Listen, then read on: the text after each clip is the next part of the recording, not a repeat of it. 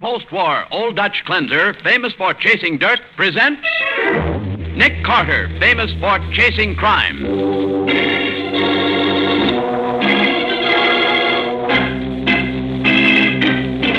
Every week at this time, two great names are joined as new post-war Old Dutch cleanser brings you one of the most resourceful and daring characters in all detective fiction, Nick Carter, Master Detective.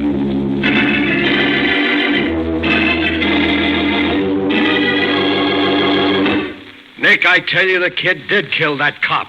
In all my years on the force, I never saw a more open and shut case. I was afraid it was going to be like this, Matty. That's why I didn't want to give his mother any hope. Oh, it's a shame. He's everything she has in the world. That's the trouble, Patsy. Every time you catch a crook, some innocent person has to suffer. Well, I'm sorry for his mother, sure. But I'm sorry for the dead man's widow, too. And I'm not going to rest till I see that cop-killing little punk on his way to the electric chair. Now for the case of the wandering corpse. Today's adventure starring Lon Clark as Nick Carter. Lefty Adams was always a bright boy, the type who learned quickly. At 12, he learned to steal bicycles, and that sent him to the state reformatory, where he learned a lot more about crime from older boys. Now, at 17, Lefty is convinced that only suckers work for a living. It's 3 o'clock in the morning on the lower east side of the city. A lone customer from Milligan's Bar and Grill is making his uncertain way homeward. As he passes a dark doorway, a figure quickly steps in behind him, locks his arm around his neck, and pulls him back into the shadow. Just keep quiet, Mac, and you ain't going to get hurt. I said keep quiet, didn't I? Hey, that's quite a roll you got there. Thanks. Now, look, chum, I ought to conk you one, but I'm soft-hearted, see? I'm lambing out of here, but I got a rod, and if you let out one yipe, I'm coming back. You gonna be good? Yeah. Okay. Come on, sucker. Help! The dirty rat I might have known. Hey, you! It's the cops. You ain't gonna get me. Stop or I'll shoot! I got far to go now if I can only...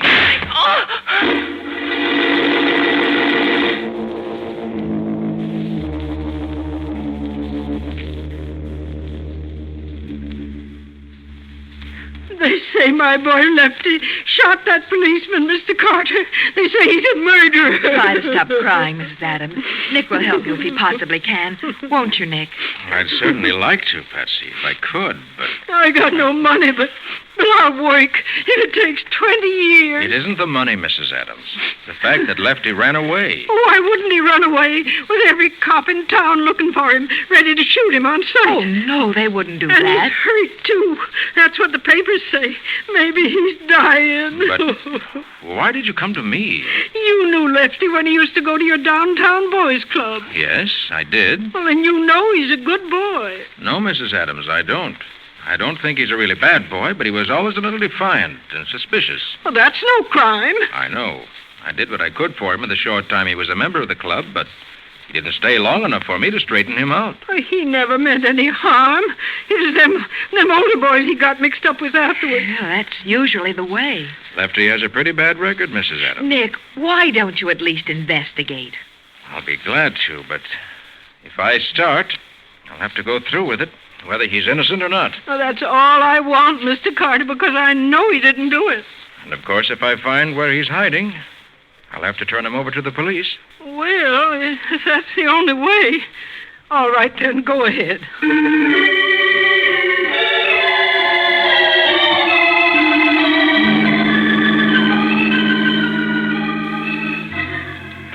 Nick, I tell you, the kid's guilty. In all my years on the force, I never saw a more open and shut case. Look, Matty, will you tell me again just exactly what happened? It's a simple case, Nick. Officer O'Malley caught this Lefty Adams rolling a drunk. The kid ran, and O'Malley warned him to stop, but he didn't. So O'Malley fired and hit him, too. Then the kid turned and shot O'Malley with that homemade gun we found near the body. A homemade gun, Sergeant? Yeah, Patsy, a lot of these young hoodlums make their own out of scrap metal and stuff. Oh. And 3 people have identified the gun that killed O'Malley as his. Any fingerprints? Sure. All belonging to Lefty Adams. Oh, Nick, that's almost positive proof. Well, that's pretty strong evidence. And that's all right. only part of it, Nick. The drunk got a good look at Lefty when the kid ran under a street light. and he's identified his picture. But he didn't actually see Lefty fire the shot, did he? Well, Patsy, considering the shape he was in, he ain't sure of anything except that the kid was Lefty Adams. Matter of fact, he remembers hearing only one shot, and we know there were two. You mean because there was an empty cartridge in O'Malley's revolver? Sure. And we know the kid was wounded because there was blood on the pavement a half a block from O'Malley's body. We've sent out warnings to all doctors to watch for a 17-year-old boy with a bullet wound, probably in his left arm. But what makes you think he was hit in his left arm? Because, Patsy, the fingerprints on his gun are from his right hand. Uh-huh. And Lefty is a southpaw. Oh. I see what you mean. Left arm must have been injured. Or have held the gun in his left hand. That's the way I figure it. Oh, I was afraid it was going to be like this. That's why I didn't want to give Lefty's mother any hope. Oh, it's a shame. She has so much faith in him. That's the trouble, Patsy. Every time you catch a crook, some innocent person has to suffer. Well, I'm sorry for his mother, sure, but I'm sorry for O'Malley's widow, too. And I'm not going to rest till I see that cop-killing little punk on his way to the electric chair.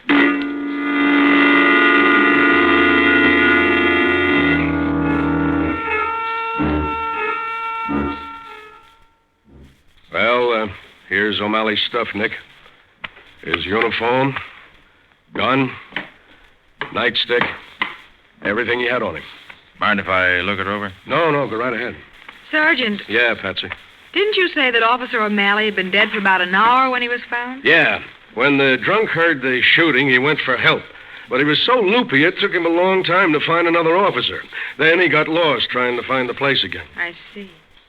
Didn't anybody in the neighborhood hear the shot? Well, you see, nobody uses that street much at night. There's a factory along one side of the block, and the other side is all little stores and things. Uh-huh. Only one person lives in the whole block. Oh? Who's Yeah. that? An old lady who lives in the back of a second-hand store she runs.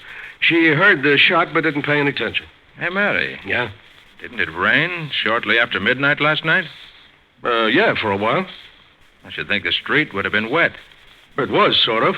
Why? There's dust in the back of O'Malley's uniform. Oh, he must have ducked in the doorway to get out of the rain and lean against a dirty wall. Yeah, that could be. Well, he didn't get it when he fell because he was lying on his face, Nick. And there's something else about this coat. What? O'Malley was shot in the left side of the chest. There's also a blood stain on the right shoulder of the coat. Say, that's right. Wonder how that got there. Search me. Do you think that second blood stain means anything, Nick? Well, I don't suppose so, but for the sake of the boy's mother, I'm not going to give up until I know the reasons for everything. Well? Come on, Patsy, let's go down to Meacham Street and give the scene of the crime the once-over.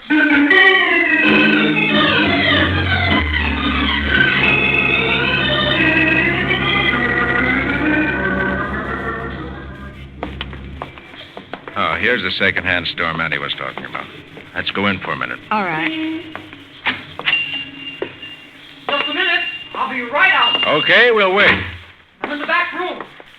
I'll be with you as soon as I get down off this ladder. Take your time. Oh, gee, I love second-hand stores, Nick. Look, everything from jewelry to automobile tires. Phew.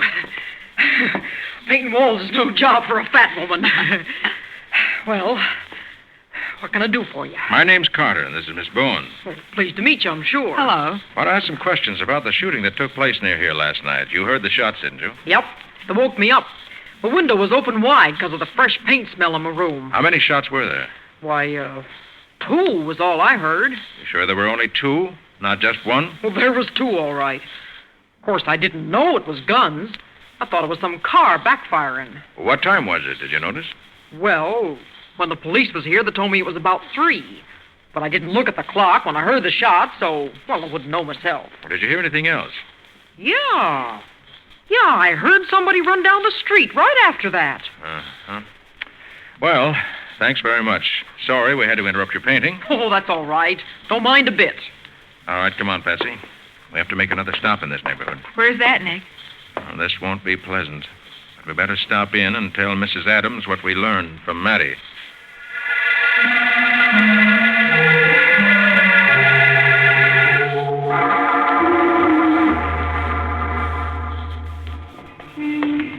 This is the right block, Nick. Must be only a few houses farther on. Patsy, get back in the doorway, quick. What's the matter? Mrs. Adams. She just came out of that house down the street. So what? Something odd about the way she's acting. looking over her shoulder as if she were afraid of being followed. Let me see. Hey, you're right. She acts scared to death. And look at those bundles she's carrying. One of them must be clothes. She's also got something in a paper sack. That might be food. Nick, she's getting into a cab. Oh, I see. A woman like Mrs. Adams can't afford a cab except for something very important. Come on. Yep. Taxi. All right, Patsy. Hurry up. Get in. Right. Where to, Bud?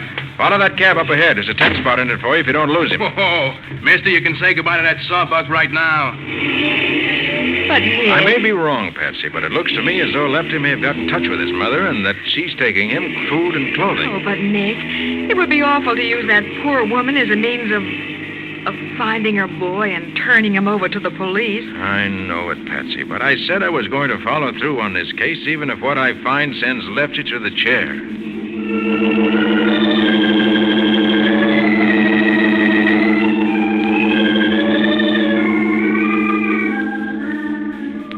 Hey, mister, they're stopping. Yeah, I see him. Hold back for a minute. Okay, you're the boss.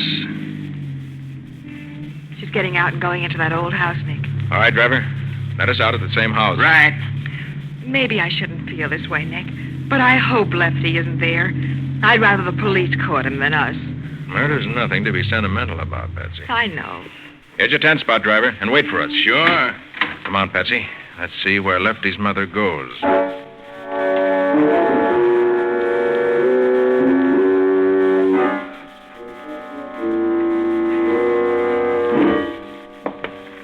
Here's the room she went into. Mrs. Adams? I hope you're wrong, Nick. Mrs. Adams, What do you want? it's Nick Carter. Let me in, Mrs. Adams. Go away, please, please. Oh, what's the use, Mom? Okay, so you found me. Now I hope you're satisfied. He didn't do it, Mr. Carter. He couldn't have. Lefty, tell him he didn't kill anybody. Gee, I'm sorry, Mom. I can't. I did shoot that cop, just like the papers said. Nick, look at the wound on Lefty's head. Yes, I noticed it. But I thought... So did I. Mom, will you... Maybe we've been all wrong. While Lefty's heartbroken mother sobs convulsively, Nick and the 17-year-old criminal leave for headquarters. We'll see what happens in just a moment. Now, back to the case of the wandering corpse. Today's adventure with Nick Carter. Lefty Adams has admitted killing Officer O'Malley, but Nick still wants to clear up a few points. So after delivering Lefty to headquarters and waiting while a doctor attended to Lefty's wound, he now questions Lefty in his cell. How are you feeling, Lefty? Docs have fixed you up all right? Yeah, sure.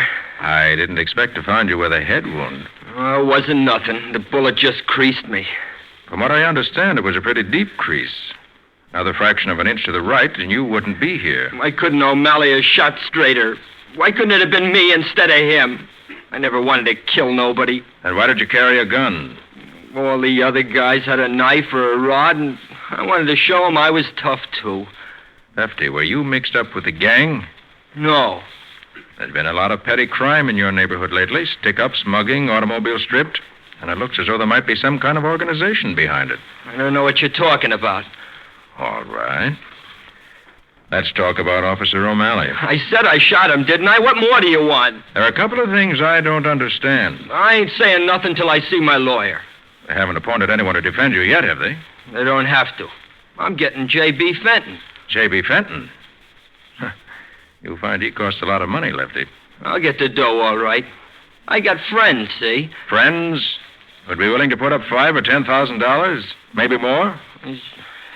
Sure. Why not?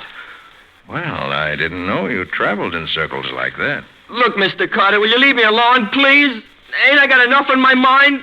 Mom crying her eyes out and me knowing I killed a guy? It's enough to drive a guy nuts without having to keep talking about it. All right, Lefty. Just a couple of more questions and I'll leave. You're left-handed, aren't you? Yeah, sure. What do you think they call me Lefty for? And why did you hold the gun in your right hand when you shot O'Malley? I didn't.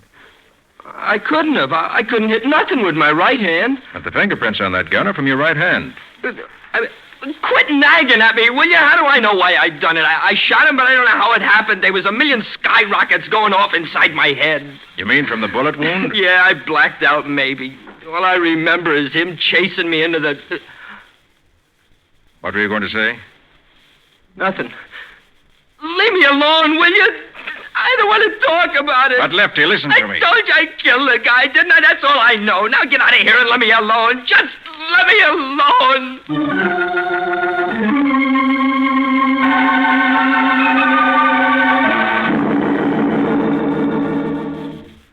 Nick, I've been waiting here in this taxi for over an hour. I thought you were never coming. Took longer than I expected, Patsy. Oh, downtown, driver. Corner of 4th and 5th. Right. Did you find out anything? I found out that Lefty's lying. He's lying? About what? I'm not sure. It's almost as if he were taking the blame to protect somebody else. Well, he wouldn't do that. I wouldn't think so either, but that's the way it looks.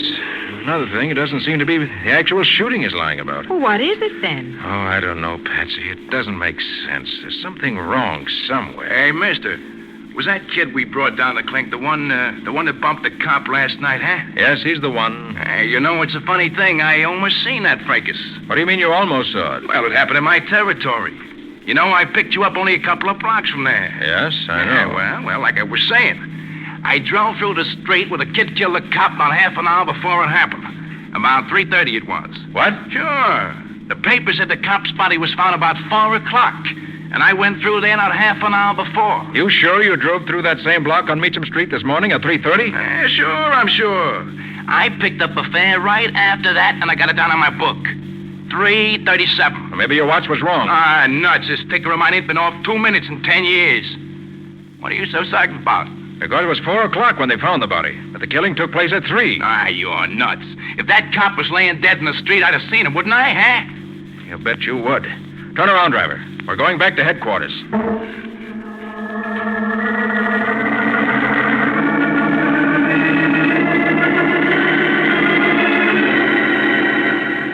But the body must have been there at 3:30, Nick. He was shot at 3, and corpses don't go wandering around while they're waiting for somebody to find them. That's why I'm taking another look at O'Malley's coat, Matty. I hope it'll tell us where the body really was. Just because there's a little dust on the back of it? Not entirely.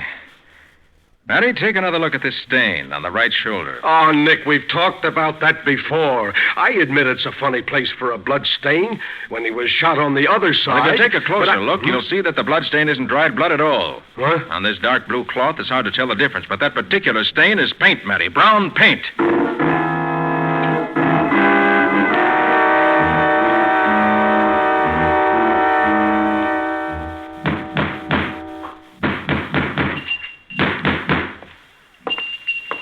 Well, if it ain't Mr. Carter and Miss Bowen again. Oh, come right in. Thank you. Still fixing the place up, Mrs. Trimmett? Yeah. Oh, like they say, woman's work is never done. You know, these shelves clear up to the ceiling is nice, all right, but, they was never made to hold the heavy junk that collects in a second-hand store. So today you're a carpenter instead of a painter. Well, I just thought I'd put in a couple of nails to hold them to the wall. You know, if these shelves was ever to tip over, it'd be worse than Fibber McGee's closet. Where does all this stuff come from? Well, people bring it in and sell it to me like in any second-hand store. Boys like Lefty Adams? I don't get you. Wonder what would happen, Mrs. Trimmett, if the police checked your stock against the list of watches and auto accessories and other things that have been stolen in this neighborhood lately. Oh, if you're insinuating... You think they'd find out that you've been acting as a receiver of stolen goods for a gang of young hoodlums? You ain't got no right to talk to me like that. Why else would Lefty Adams come here to hide when the police were after him? He never did that. Oh, yes, he did. And you let him in. And Officer O'Malley was shot here in this store, not outside on the street. He was not. I don't know anything about it. You can't get away with it, Mrs. Trimmett. When O'Malley fell, the back of his coat picked up dust from your floor. Oh, that don't mean nothing. Could have got that dust any place. But there was something else on his coat. Paint. The fresh paint you put on your walls only a few hours before. Oh, okay. I'll tell you the truth. It did happen in here. When the kid come knocking on the door, I thought he'd been in an accident. Blood on his face and everything, so... Well, naturally, I let him in. Go on. Then when the cop come busting in after him, the boy grabbed a gun out of his pocket and... Oh, it was awful. Very interesting story, Mrs. Trimmett, but I have a better version. Huh? Lefty came here because you were partners with every young thief in the neighborhood, buying the things they stole. How'd I know they were Wait till stole? I finish. Lefty fainted as soon as you let him in. You were afraid O'Malley would know why he came to you, so when he followed Lefty inside, you shot him with the boy's gun, while Lefty himself was unconscious. It ain't my fingerprints that's on the gun, it's his. That'll prove who done it. How did you know there were any fingerprints? Well, I'll tell you how you know. Because after you killed O'Malley, you wiped off the gun, pressed it into Lefty's hand, and when he came to, told him he'd done the killing. You can't prove that. You can't prove a thing. Oh, yes, I can. Because you made a very serious mistake, Mrs. Trimmett. You put the prints of Lefty's right hand on that gun. If he'd actually done the shooting, he'd have used his left. Well, you see, Mr. Carter... Nick, look out. She's pushing those shelves over. Out of the way, Patsy. Out of the way. You ain't hurt, are you? No.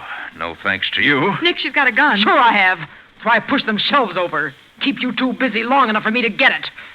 Now, mister, just toss your rod over to the opposite side of the room. All right. Anything to oblige a lady. But remember, you're still trapped in this store with us. The factory across the street is changing shifts, and the street is full of people. Think you can get through that crowd without being caught? Who said I was leaving? Go on, both of you. Get to the back of the store. Say, what do you think you're doing? Well, dearie, there's a cellar to this joint that ought to be darn near soundproof. We all three are going down there. But I'm the only one that's coming back. Now get moving.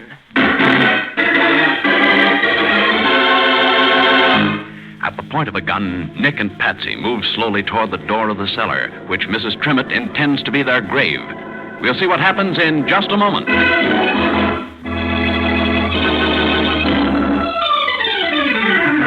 Now for the conclusion of the case of the wandering corpse. Today's adventure with Nick Carter. Nick and Patsy are slowly walking toward the rear of Mrs. Trimmett's second-hand store, with Mrs. Trimmett right behind them, a revolver in her hand. Nick, once we get into that basement, we won't have a chance. You can do something to distract her attention for a minute. Cut out the whispering and go on down those steps. Please don't rush us. Whenever you're ready, Nick. I said shut up. Now. Oh, I caught my heel. You fool! Give me the gun. I'll give it to you. Let go of my arm. We'll fall. I tell you, we'll fall on the stairs. All right, Patsy. I've got the gun. You dirty rat. You broke my arm, knocking me down them steps. Oh, that's a shame, Mrs. Trimmett.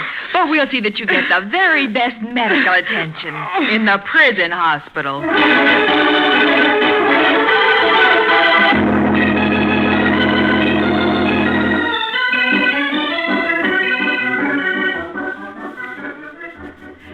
Nick, what gave you the idea that Mrs. Trimmett killed Officer O'Malley? That taxi driver, Patsy. Huh? When he said the body wasn't lying in the street at 3:30, half an hour after O'Malley was shot. As Mattie said, a corpse just doesn't go wandering around. Yeah.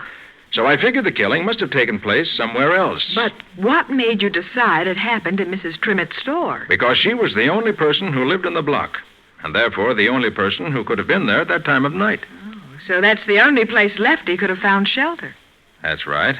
And I also remember that other stain on O'Malley's coat and the brown paint Mrs. Trimmett had been using on her walls. So you checked and found it was paint on the coat. Right.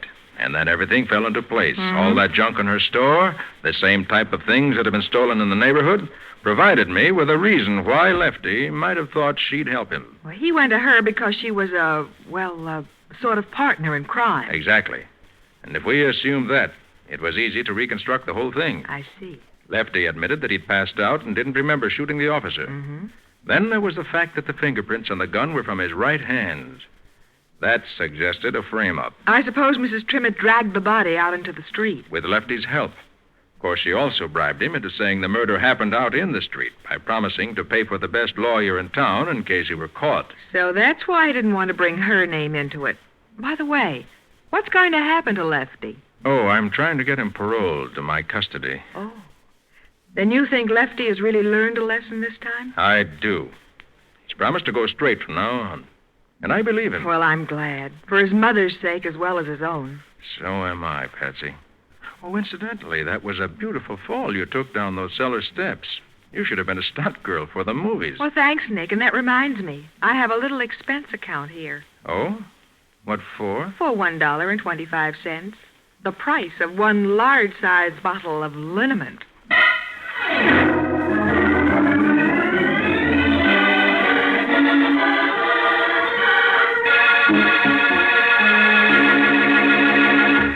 And now, Nick, will you tell us something about the adventure that new post-war Old Dutch cleanser is going to bring us next week? Well, Bob, for one thing, it's a case that really started 1,300 years ago in China during the Tang Dynasty, when two Chinese families started a feud over a dagger. Must have been a very unusual weapon. It certainly was very unusual and very deadly, as Nick and I almost discovered the hard way. Well, it sounds like a case that promises lots of excitement, to say the least. What do you call the adventure, Nick? I call it the case of the Kwong Li dagger.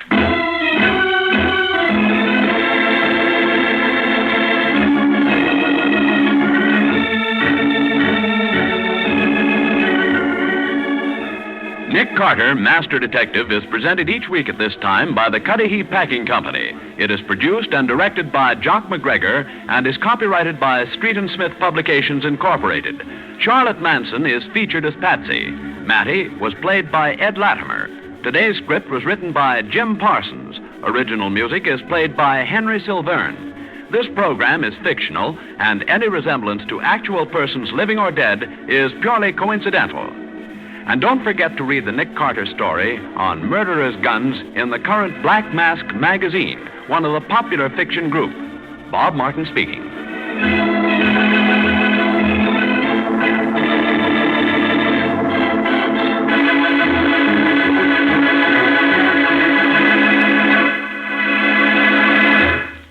This is the Mutual Broadcasting System.